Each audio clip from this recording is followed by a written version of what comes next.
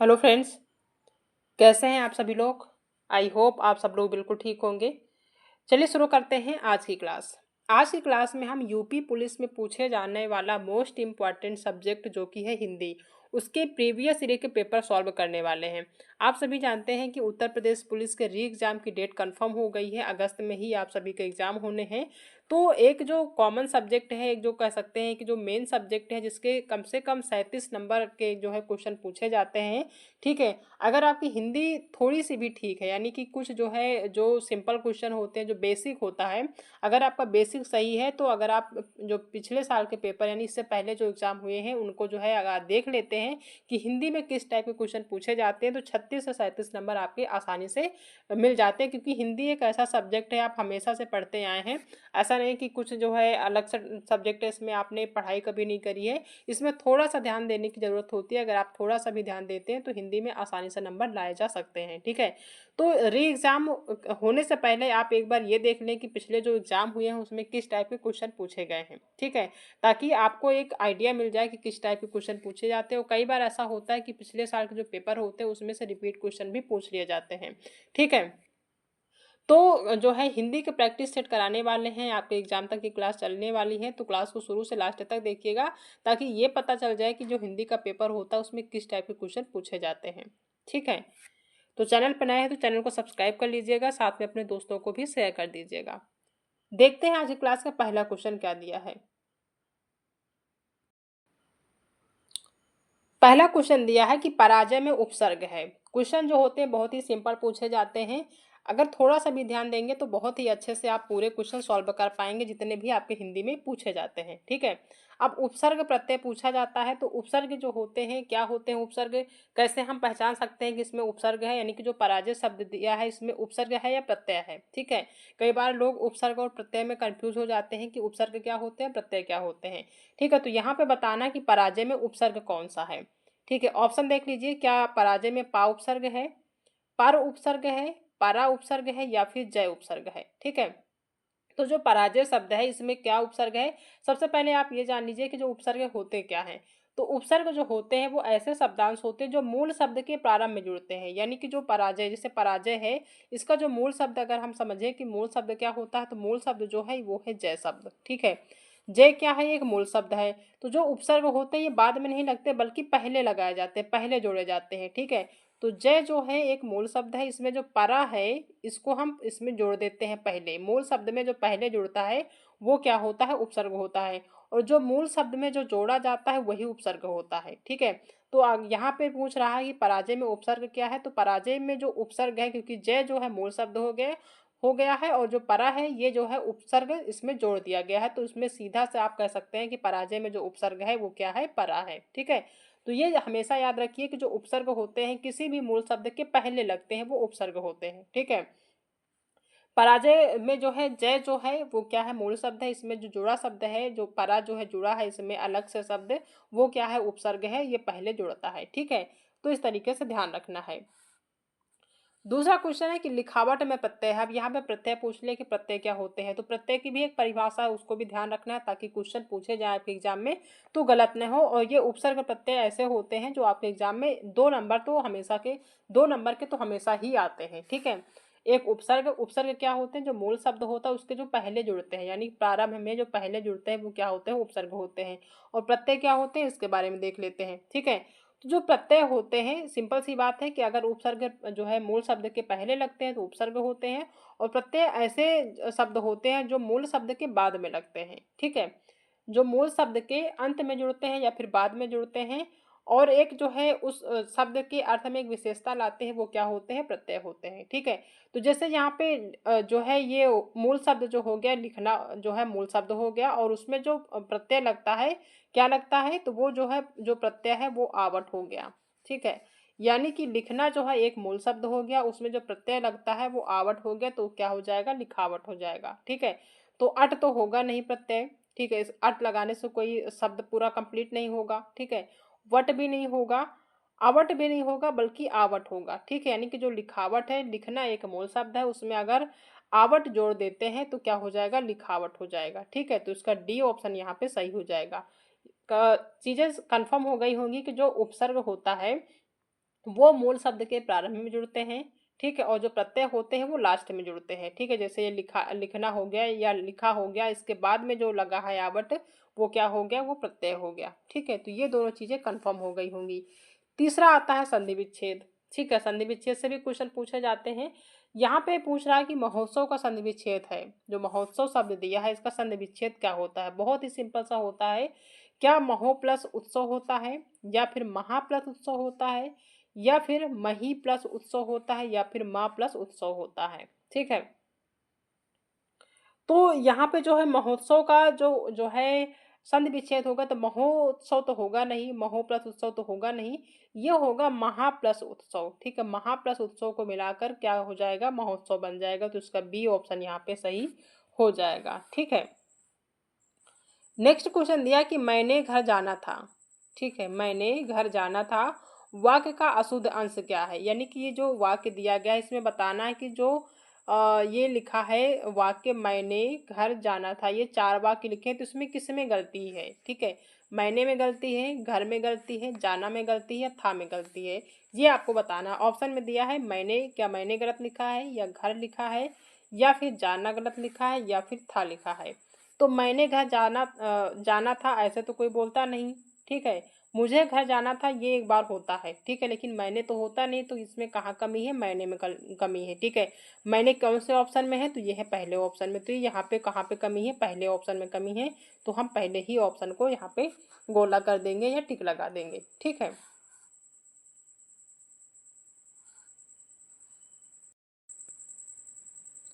Next question दिया है कि देशभक्ति में समास है, यानी जो देशभक्ति शब्द दिया है इसमें कौन सा समास है। क्या द्वंद्व समास है, द्विगु समास है, तत्पुरुष समास है, या फिर अव्ययी भाव समास है, ठीक है। तो समास से भी क्वेश्चन पूछे जाते हैं। तो यहाँ पे पूछ रहा है कि देशभक्ति में कौन सा समास है, ठीक है। तो जो देशभक्ति है, देशभक्ति का जो मतलब होता है वो ये होता है कि देश के लिए भक्ति, ठीक है।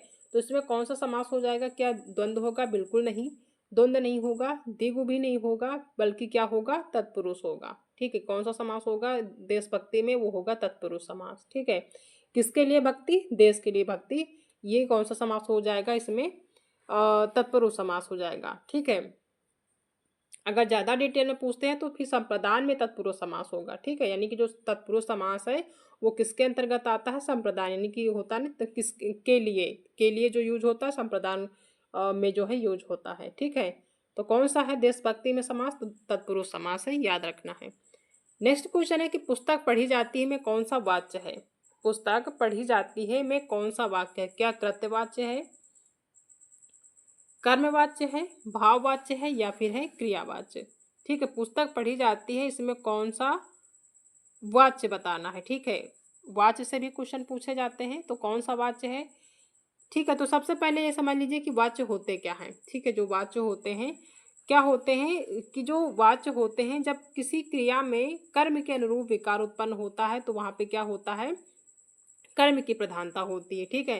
तो यहाँ पे पुस्तक पढ़ी जाती है, किसी जो है किसी के द्वारा पढ़ी जा रही है, ठीक है। तो यहाँ पे क्या होगा, कृतवाच्य तो होगा नहीं, बल्कि क्या हो जाएगा, कर्मवाच्य हो जाएगा। तो इसका बी ऑप्शन यहाँ पे सही हो जाएगा। निम्नलिखित में से अव्यय है, अव्यय क्या है इसमें बताना है आपको, ठीक है। निम्नलिखित में से कौन सा जो है अव्यय है। पहला ऑप्शन है प्राचीन, क्या ये अव्यय है। दूसरा है मोटा, क्या ये अव्यय है। तीसरा है गरीब, या फिर और। तो इसमें जो अव्यय है वो कौन सा है, वो है और, ठीक है।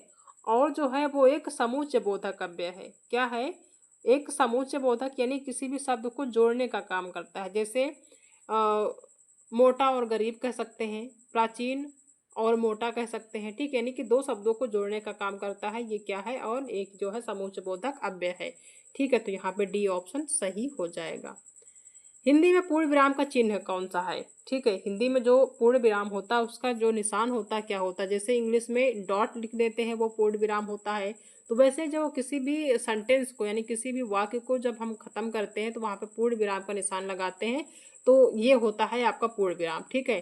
तो ये तो जो ए दिया है ये क्या होता है आपका, एक विस्मयादि बोधक होता है, ठीक है। बी आपका होगा नहीं, ये इंग्लिश का डॉट होता है कह सकते हैं। ये जो आपका दिया है जिसमें एक लाइन दी है, ये क्या होता है, पूर्ण विराम का निशान होता है। ये जो होता है ये आपका प्रश्नवाचक होता है, ठीक है। तो यहाँ पे सी ऑप्शन सही हो जाएगा। जो पूर्ण विराम का चिन्ह होता है, जो निशान होता है, वो आपका ऐसे होते हैं। आप देखते होंगे हिंदी में कोई सेंटेंस पूरा होता है तो उसमें पूर्ण विराम लगा दिया जाता है, ठीक है। नेक्स्ट क्वेश्चन है कि दूध का धुला होना मुहावरे का अर्थ क्या है। दूध का धुला होना मुहावरा का अर्थ क्या होता है। पहला ऑप्शन है निर्दोष होना, दोषी होना, पाप करना या फिर चोरी करना। तो दूध का धुला होना चोरी करना नहीं होता है, पाप करना भी नहीं होता है, दोषी होना नहीं बल्कि निर्दोष होना। कहते हैं ना कि जो है आप अपने आप को दूध का धुला समझ रहे हैं, इसका मतलब कि आप अपने आप को निर्दोष समझ रहे हैं। आपने खुद चोरी करी है और आप अपने आप को दूध का धुला समझ रहे हैं, मान रहे हैं। इसका मतलब कि आप जो है अपने आप को निर्दोष समझ रहे हैं, ठीक है। तो दूध का धुला होना क्या होता है, इसका अर्थ इसका होता है निर्दोष होना, ठीक है। पहला ऑप्शन यहाँ पे सही हो जाएगा। नेक्स्ट क्वेश्चन है कि जिसकी लाठी उसकी भैंस लोकोक्ति का सही अर्थ क्या है। जो मुहावरा लोकोक्ति होते हैं दोनों दोनों जो है अलग अलग होते हैं और दोनों से एक एक नंबर के क्वेश्चन पूछे जाते हैं हर उत्तर प्रदेश पुलिस एग्जाम में, ठीक है। तो जिसकी लाठी उसकी भैंस जो लोकोक्ति है, इसका क्या अर्थ होता है ये आपको बताना है। शक्तिशाली आदमी मूर्ख होता है, क्या ये अर्थ होता है, बिल्कुल नहीं। बल्कि शक्ति संपन्न आदमी अपना काम बना लेता है। यानी कि जिसकी लाठी उसकी भैंस का जो अर्थ होता है वो होता है शक्ति संपन्न आदमी अपना काम बना लेता है। यानी कोई भी व्यक्ति अगर शक्ति संपन्न है तो किसी न किसी तरीके से वो अपना काम बना ही लेता है, ठीक है। तो बी ऑप्शन यहाँ पे सही हो जाएगा। नेक्स्ट क्वेश्चन दिया है कि वीर रस का स्थायी भाव क्या है। बहुत ही ज्यादा सिंपल सा क्वेश्चन है कि जो वीर रस होते हैं उसका स्थायी भाव क्या होता है। क्या क्रोध होता है, भय होता है, विस्मय होता है या फिर उत्साह होता है। तो वीर का जो स्थायी भाव होता है वो होता है क्या, उत्साह। उत्साह होता है, ठीक है। क्रोध का अगर बात करें तो ये जो क्रोध जो है स्थायी भाव है किसका है, तो रौद्र का है। भय अगर बात करें किसका जो है स्थायी भाव है, तो भयानक का है। और विस्मय जो है वो किसका है, अद्भुत का है, ठीक है। तो वीर रस का जो स्थायी भाव होगा वो होगा यहाँ पे उत्साह, ठीक है, ध्यान रखना है। दोहा के प्रथम चरण में कितनी मात्राएं होती है, मोस्ट इंपॉर्टेंट क्वेश्चन है। दोहा और सोरठा से पूछे जाते हैं। तो जो दोहा होता है इसमें दो चरण होते हैं, एक प्रथम चरण होता है, एक द्वितीय या फिर अंतिम चरण होता है, ठीक है। तो प्रथम चरण में कितनी मात्राएं होती है ये यहाँ पे पूछा गया है, ठीक है। क्या प्रथम चरण में 11 मात्राएं होती हैं, या फिर 12 मात्राएं होती हैं, या फिर 13 मात्राएं होती, या फिर 14 मात्राएं होती हैं, ठीक है। तो दोहा के प्रथम चरण में कितनी मात्राएं होती हैं, तो ये होती हैं प्रथम चरण में कितनी होती, 13 मात्राएं होती हैं, ठीक है। कितनी मात्राएं होती हैं, 13 मात्राएं होती हैं।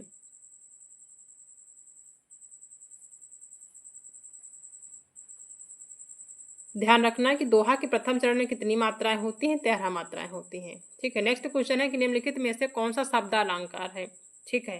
निम्नलिखित में से कौन सा शब्दालंकार है। पहला है उपमा, उपमा अलंकार है। दूसरा है रूपक अलंकार, तीसरा है उत्प्रेक्षा अलंकार, या फिर है चौथा यमक अलंकार। तो शब्दालंकार जो है कौन सा शब्दालंकार है, तो वो है यमक, ठीक है। यमक क्या है, वो एक शब्दालंकार है, ठीक है। अगर बात करें कि जो शब्दालंकार उसके जो अन्य जो भेद होते हैं, अन्य जो प्रकार होते हैं कौन कौन से होते हैं, तो उसमें आपका अनुप्रास अलंकार भी आता है, श्लेष भी आता है, ठीक है। ये सब क्या होते हैं, शब्दालंकार होते हैं। और जो ये उपमा, रूपक और जो उत्प्रेक्षा है ये किस अलंकार के अंतर्गत आते हैं, तो ये आते हैं अर्थालंकार के अंतर्गत। किसके अंतर्गत, अर्थालंकार के अंतर्गत, ठीक है। किसके अंतर्गत आते हैं ये तीनों, ये आते हैं अर्थालंकार के अंतर्गत। और जो यमक है अलंकार ये आता है शब्दालंकार के अंतर्गत, ठीक है।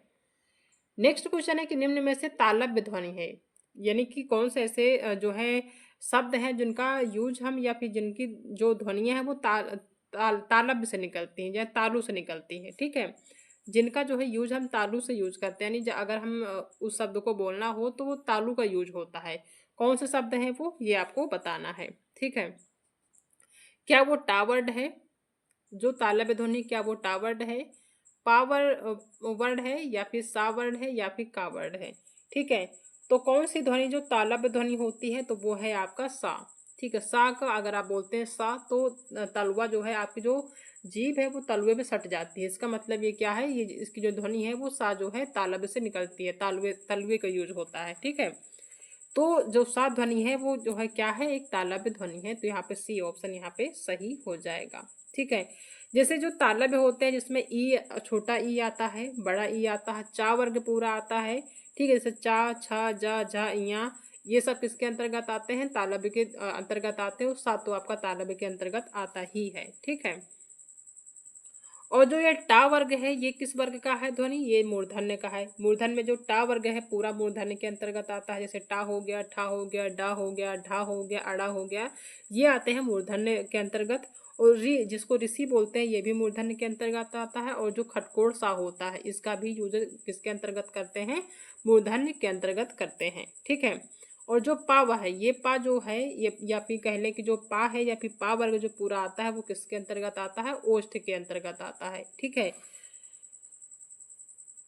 और ये जो का वर्ग है, ठीक है, ये का या फिर कह सकते हैं या फिर का वर्ग, का वर्ग का मतलब का, खा, गा, घा, अंगा, ये सब किसके अंतर्गत आते हैं, ये आते हैं कंठ के अंतर्गत। ठीक है। तो याद रखना यहाँ पे जो तालव्य है, ये जो सीटी वाला सा कह सकते हैं या सलजम सा कह सकते हैं, ये किसके अंतर्गत आता है, ये तालव्य ध्वनि के अंतर्गत आता है।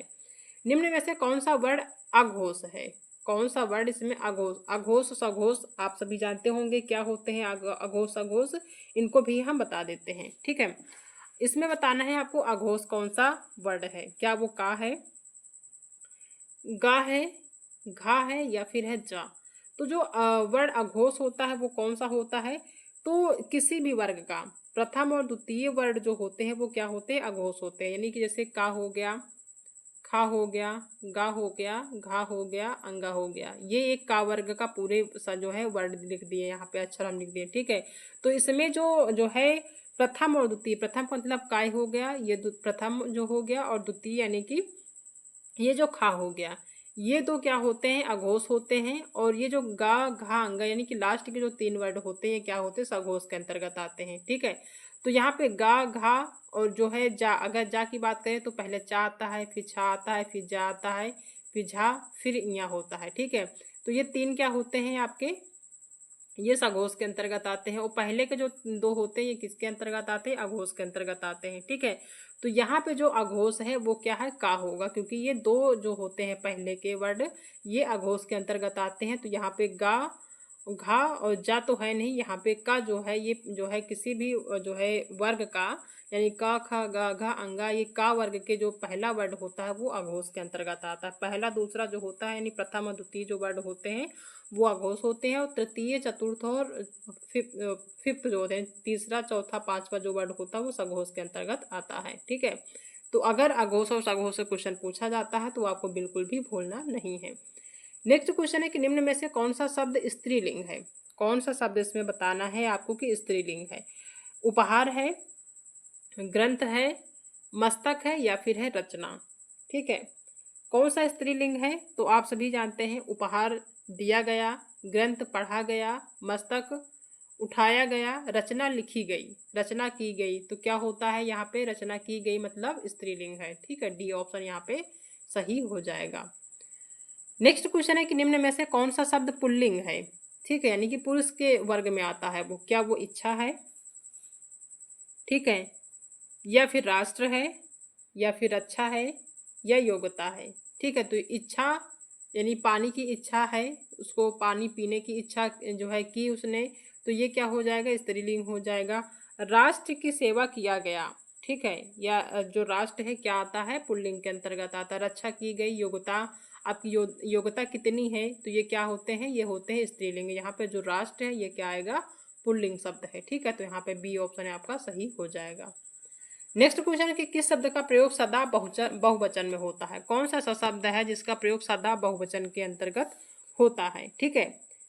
बहुवचन का मतलब एक से अधिक जिसमें यूज किया जाए, एक वचन जो होता है, जो एक सिंगल होता है एक वचन होता है, बहुवचन एक से अधिक जो होते हैं उसको बहुवचन कहते हैं। ठीक है। तो इसमें जो लड़का है क्या वो बहुवचन में आएगा, बिल्कुल नहीं, लड़का बहुवचन में नहीं होता है। घोड़ा एक है, एक वचन में आएगा। प्राण है, प्राण उड़ गए या प्राण चले गए, तो ये क्या हो जाएगा, बहुवचन में। जो प्राण शब्द है ये हमेशा बहुवचन में होता है। ठीक है।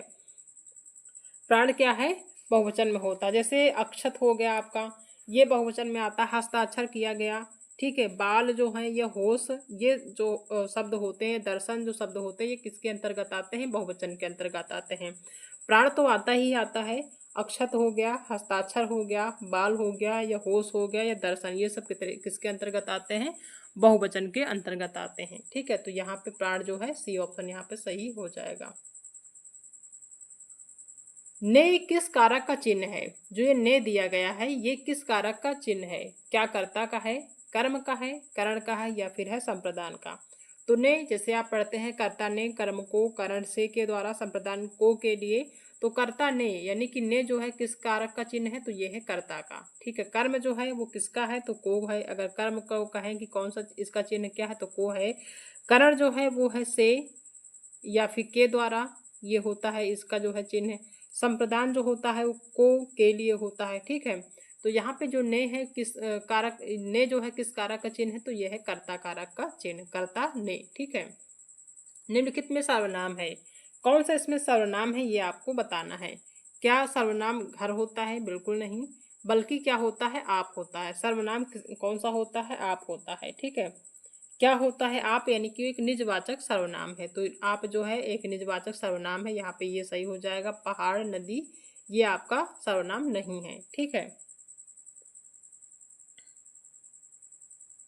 ये जो पहाड़ या नदी हैं या जो घर है, ये अगर जो है निजवाचक सर्वनाम नहीं है तो क्या है? तो ये है एक जातिवाचक संज्ञा। ठीक है, आप जो है ये सर्वनाम है, घर क्या है? एक जातिवाचक संज्ञा है, पहाड़ जातिवाचक क्योंकि पहाड़ की अपनी जाति है, नदी नदी जैसी कई नदियां होती हैं तो ये अपनी क्या है? जातिवाचक संज्ञा है। ठीक है, आप जो है एक सर्वनाम है। निम्नलिखित में विशेषण है, विशेषण आपको बताना है इसमें कौन सा विशेषण है। ठीक है, पहला है लंबाई, क्या ये विशेषण है? बुढ़ापा विशेषण है, समझ विशेषण है, या फिर शांत क्या है? विशेषण है। ठीक है, तो इसमें जो विशेषण शब्द है वो क्या है? शांत है। ठीक है, शांत जो है क्या है? विशेषण है। अगर इसकी विशेष की बात करें तो जो शांति है वो विशेष हो जाएगा। ठीक है, शांति विशेष हो जाएगा और जो विशेषण है वो शांत हो जाएगा। ठीक है, प्रेरणार्थक क्रिया है। नेक्स्ट जो क्वेश्चन है वो ये है कि प्रेरणार्थक जो क्रिया है वो कौन सी है? ठीक है, प्रेरणार्थक जो क्रिया है वो कौन सी है? पहला है गिरना, दूसरा बोलना, तीसरा है सुनना, या फिर कहना। ठीक है,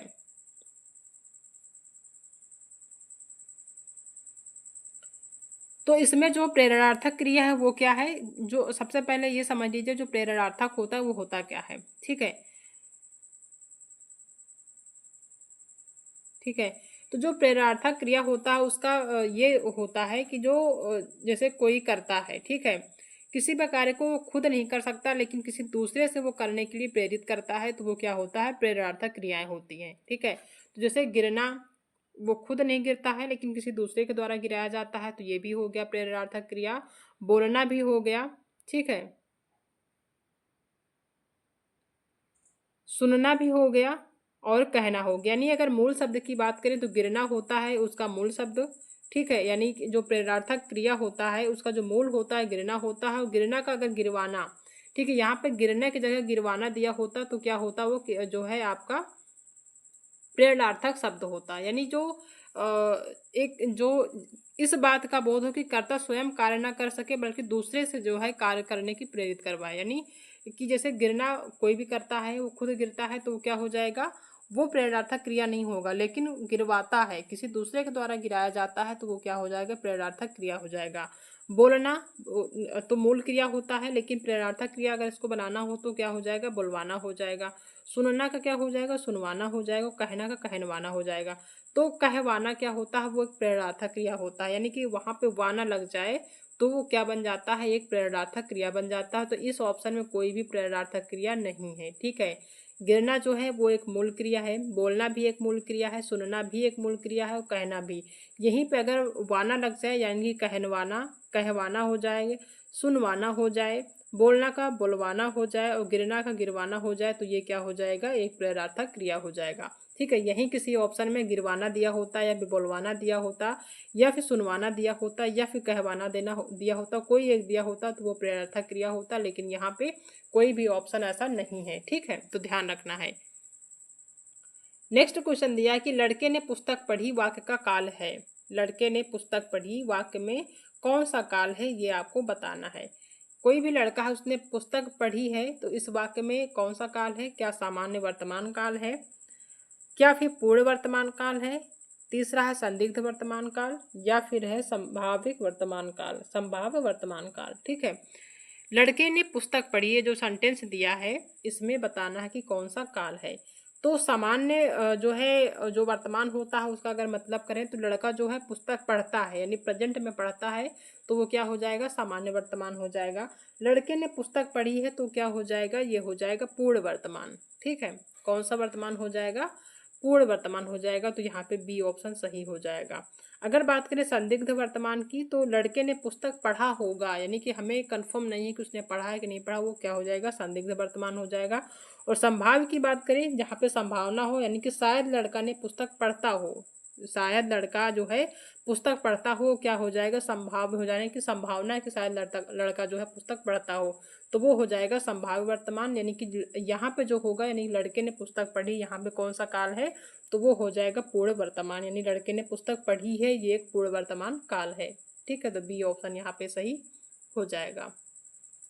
निम्नलिखित में तद्भव शब्द है, तद्भव तत्सम क्या होते हैं ये समझ लीजिए। यहाँ से 2 नंबर के क्वेश्चन पूछे जाएंगे, एक आपका तद्भव से पूछा जाता है, तत्सम से। ठीक है, तो तद्भव क्या होते हैं पहले ये समझ लीजिए कि जो तद्भव होते हैं ये होते क्या हैं। ठीक है,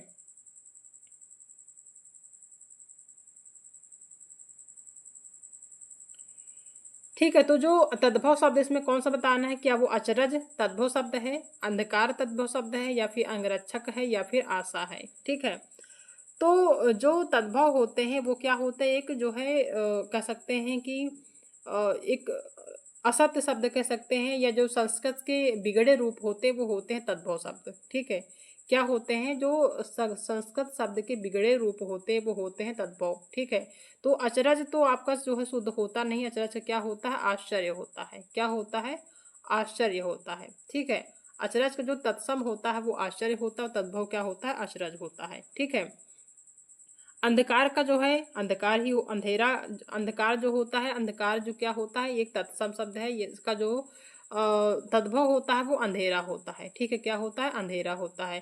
अंगरक्षक का क्या होता है, अंगरखा होता है। अंगरक्षक क्या होता है, तद्भव अंगरखा होता है। और आशा का आस होता है। तो यहाँ पे आश्चर्य जो है, आश्चर्य शुद्ध रूप रूप है, इसका जो तद्भव है वो है अचरज, यानी अचरज जो है यहाँ पे तद्भव शब्द है, बाकी क्या है, ये तीनों तत्सम है। ठीक है, तो यहाँ पे पहला शब्द यहाँ पे सही हो जाएगा। शीत का विलोम क्या होगा। ठीक है, जो शीत है इसका विलोम क्या होगा, विलोम का मतलब होता है उल्टा। ठीक है, तो क्या ठंडा होगा, शीत का विलोम ठंडा होगा, गीत होगा, कृष्ण होगा, या फिर उष्ण होगा। ठीक है, तो शीत का जो विलोम होगा क्या होगा, उष्ण होगा। उष्ण का मतलब होता है गर्म। ठीक है, और शीत का मतलब होता है ठंडा, तो ठंडा का क्या होगा, गर्म होगा। तो यहाँ पे शीत दिया है तो शीत का उष्ण होगा। ठीक है, डी यहाँ पे सही हो जाएगा। कर का अर्थ नहीं होता है, जो कर दिया है, कर एक शब्द दिया है, इसमें कर जैसे होता है, कर जो एक टैक्स को भी बोलते हैं, कर हाथ को भी बोलते हैं। ठीक है, तो जो कर है उसका अर्थ नहीं होता, इसमें आपको बताना है जो कर है उसका जो है अर्थ नहीं होता है, ये बताना है। ठीक है, पहला है सूर्य, क्या कर का अर्थ सूर्य होता है, बिल्कुल नहीं, सूर्य इसका अर्थ नहीं होता है। कर का अर्थ हाथ होता है, किरण होता है, टैक्स होता है। ठीक है, कर को जो है टैक्स भी बोलते हैं, किरण भी बोलते हैं, और हाथ भी बोलते हैं, लेकिन सूर्य जो है कर का अर्थ नहीं होता है। तो इसका जो है पहला ही ऑप्शन यहाँ पे सही हो जाएगा। नेक्स्ट क्वेश्चन है कि जो कठिनाई से मिलता है के लिए एक शब्द होगा। ठीक है, जो कठिनाई से मिलता है उसके लिए एक शब्द क्या होगा, दुर्गम होगा, दुर्लभ होगा, अगम होगा, या फिर सुलभ होगा। तो जो कठिनाई से मिलता है उसको हम क्या कहते हैं, ठीक है, जो कठिनाई से मिलता है उसको क्या कहते हैं, दुर्लभ कहते हैं।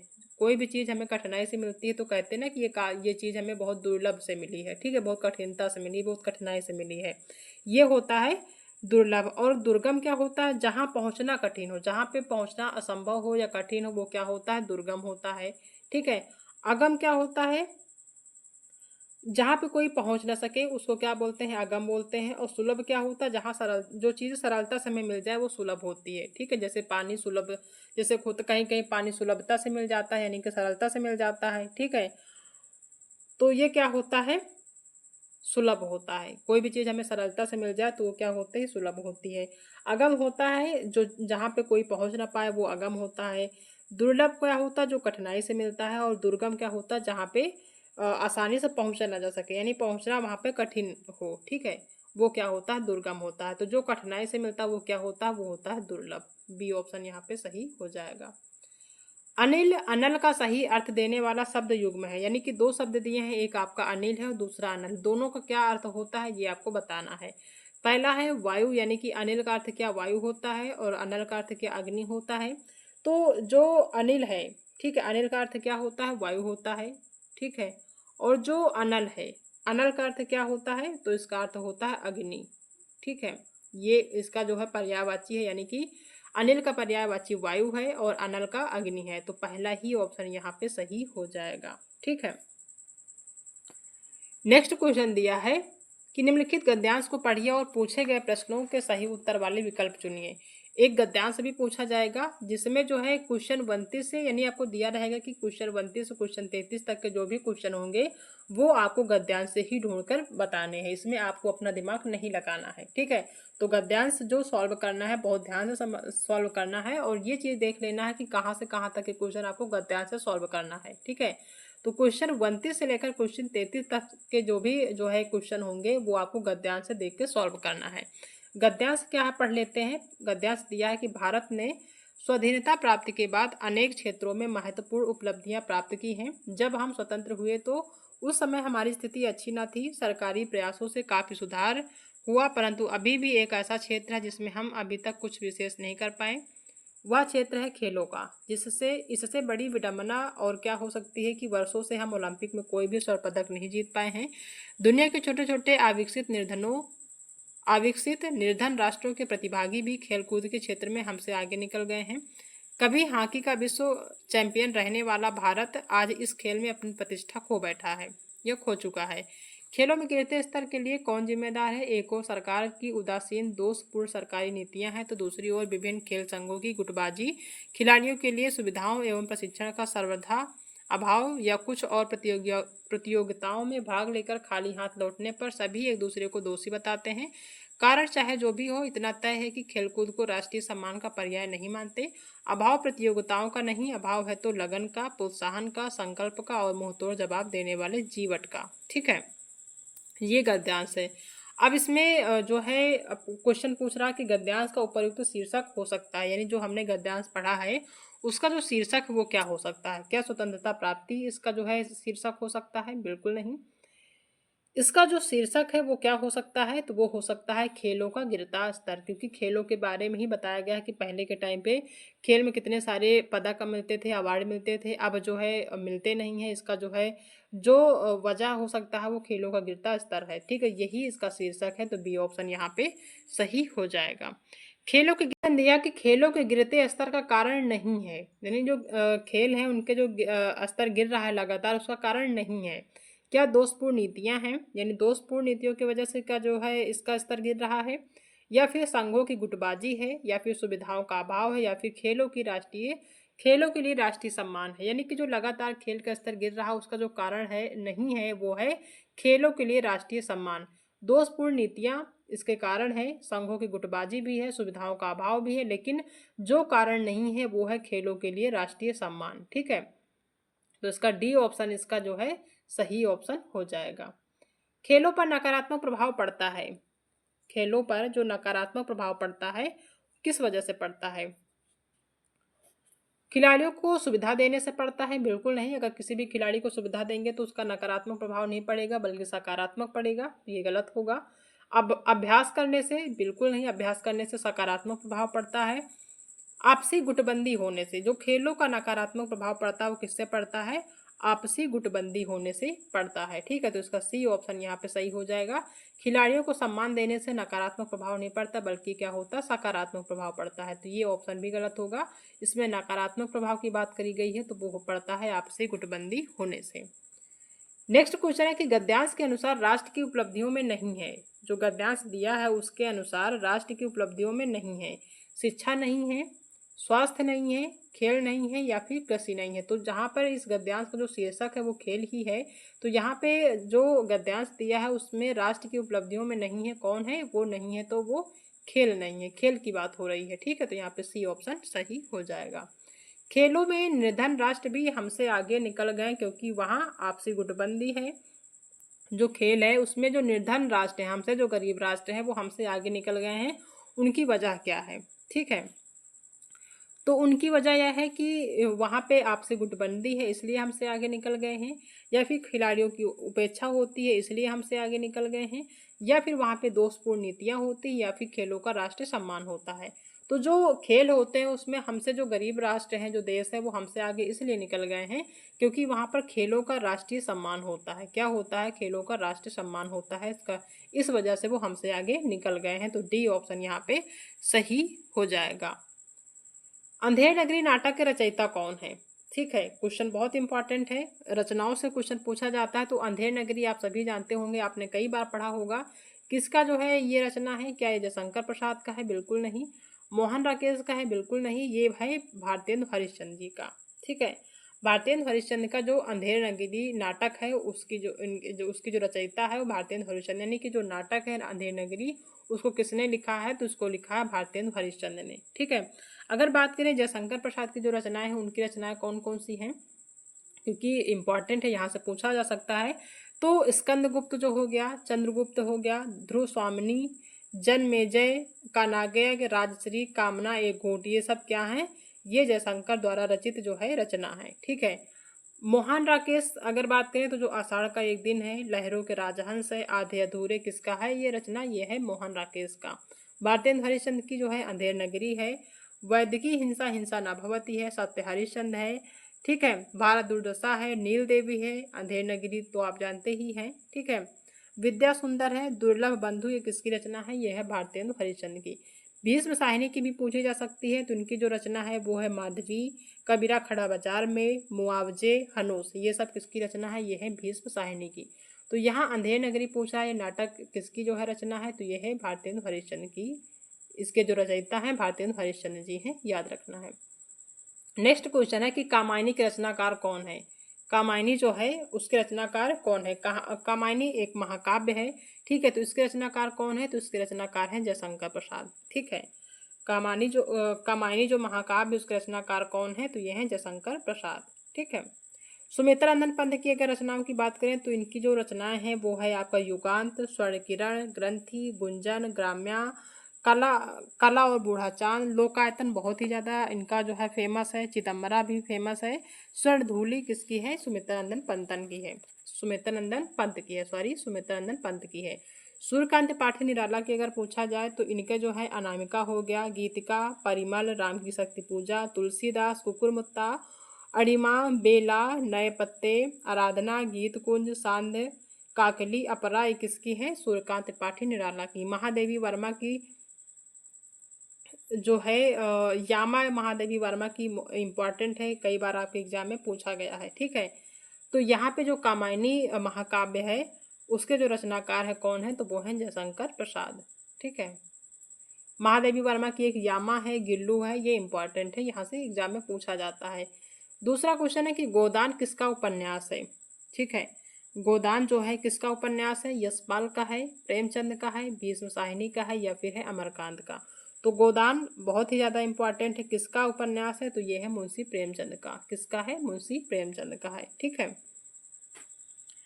बीजक किसकी रचनाओं का संग्रह है? मोस्ट इंपॉर्टेंट क्वेश्चन, बीजक जो है किसकी रचनाओं का संग्रह है? क्या ये कबीर का है? बिल्कुल सही। ये जो बीजक है किसकी रचनाओं का संग्रह है? तो ये है कबीर का, यानी जो कबीर ने अपनी रचनाएं लिखी हैं उनका जो एक संग्रह बनाया गया है उसका नाम बीजक रखा गया है। ठीक है, तो बीजक जो है किसकी जो है रचनाओं का संग्रह है? तो ये है कबीर का। ठीक है, किसका है? कबीर का है, याद रखना है आपको। ठीक है, क्योंकि यहाँ से क्वेश्चन पूछा जाता है। ठीक है, अगर यहाँ बीजक की जगह आपका पूछा जाए तो कबीर की जो रचनाएं हैं साखी हो गया, सबद हो गया, रामायणी, ये 3 संकलन है। ठीक है, कबीर की रचनाओं का। ठीक है, तो यहाँ से ध्यान रखना है, बीजक किसकी रचनाओं का संग्रह है, तो ये है कबीर का। साखी शबद रामायणी जो है ये भी आपके कबीर की भी रचनाओं का जो है रचना है, एक तरह से कह सकते हैं। जायसी का अगर पूरा नाम पूछा जाए तो मलिक मोहम्मद जायसी होता है। इनकी जो रचनाएं हैं वो है पद्मावत, अखरावट, आखिरी कलाम, कहरनामा, चित्ररेखा। सबसे ज़्यादा जो है फेमस है वो है पद्मावत, दूसरा फिर उसके बाद अखरावट है, फिर आखिरी कलाम है। सूरदास की जो रचनाएं हैं वो सुरसागर है, सुरसरावली है, साहित्य लहरी है, नल दमयंती है। ये सब किसकी रचनाएं हैं, सूरदास की हैं। तुलसीदास की जो प्रसिद्ध रचनाएं हैं वो है रामचरितमानस, आप सभी जानते होंगे, विनय पत्रिका है, दोहावली, कवितावली, हनुमान चालीसा, वैराग्य संदीपनी, जानकी मंगल, पार्वती मंगल, रामलला नहचू, रामाज्ञा प्रश्नावली, बरवे रामायण, गीतावली, कृष्ण गीतावली। ये सब किसकी रचनाएं हैं, ये हैं तुलसीदास की। ठीक है, तो बीजक किसकी रचनाओं का संग्रह है, ये है कबीर के, याद रखना है। ठीक है, तो ये टोटल 37 जो है प्रश्न पूछे जाते हैं आपके एग्जाम में, आपके उत्तर प्रदेश पुलिस के एग्जाम में। तो अगर आप थोड़ा सा भी ध्यान देते हैं, बहुत ही ज़्यादा जो है डीप में चीज़ें नहीं पूछी जाती, बहुत बेसिक चीज़ें पूछी जाती है। अगर आपने हाई स्कूल के जो है क्लास में या 12th के क्लास में या फिर आपने ग्रेजुएशन में हिंदी पढ़ा है तो थोड़ा सा ध्यान देने की ज़रूरत है। और कम से कम 4 5 या 6 7 जो है प्रैक्टिस सेट अगर आप कर लेते हैं तो हिंदी में बहुत आसानी से 37 नंबर लाए जा सकते हैं। ठीक है, तो आई होप कि आप सभी को आज की जो क्लास है पसंद आई होगी। अगर आज की क्लास पसंद आई है तो वीडियो को लाइक करिएगा, अपने दोस्तों में भी शेयर कर दीजिएगा। और अगर आप चैनल पर पहली बार विजिट कर रहे हैं तो चैनल को सब्सक्राइब कर लीजिएगा, क्योंकि आपके एग्जाम तक कुछ प्रैक्टिस सेट हम कराने वाले हैं जो कि आपके लिए काफ़ी ज़्यादा हेल्पफुल रहेंगे। ठीक है, तो आज के लिए इतना ही, बाकी मिलते हैं नेक्स्ट क्लास में एक नए टॉपिक के साथ। तब तक अपना ध्यान रखिएगा।